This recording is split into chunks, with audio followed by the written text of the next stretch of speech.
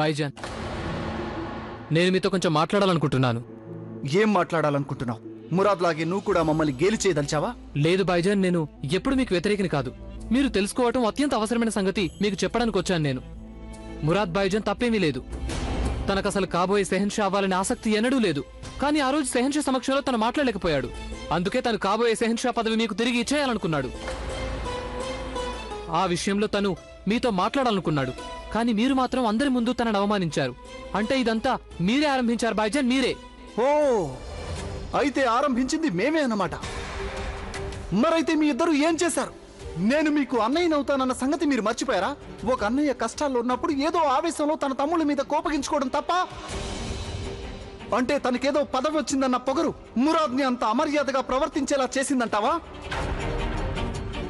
దానియల్, మురాద్ కాబోయే సెహన్షా అయినందుకు మాకు ఎలాంటి బాధ లేదు.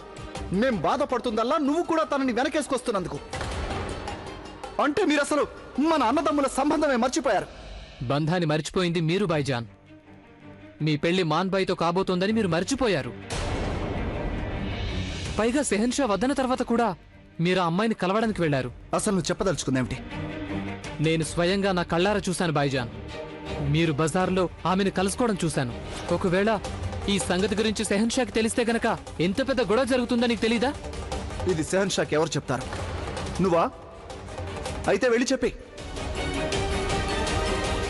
కానీ నేను చెప్పేది కూడా విను. మేము అనార్కలిని కలవడానికి వెళ్ళలేదు. ఏదో అనుకోకుండా మేము బజార్కి వెళ్ళడం జరిగింది. అక్కడ అనార్కలి కనిపించేసరికి మేము తనని కలుసుకోకుండా ఉండలేకపోయాం. ఆహా, ఒక దాసి మీద ఇంతటి మక్కువ మీకు. మరి మాన్బాయ్ సంగతి ఏంటి?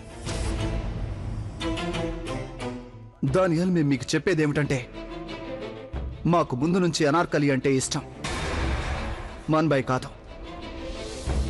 మాన్బాయ్ నీకు చిన్ననాటి స్నేహితురాలని నాకు తెలుసు. అందుకే నువ్వు అలా ఆందోళన పడుతున్నావు. అది సహజమే.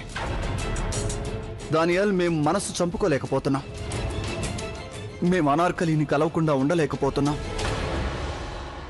నీకు కావాలంటే వెళ్ళి సెహన్షాకి ఫిర్యాదు చేసుకో. కానీ ఈసారి మేము క్షమాపణ అడగం.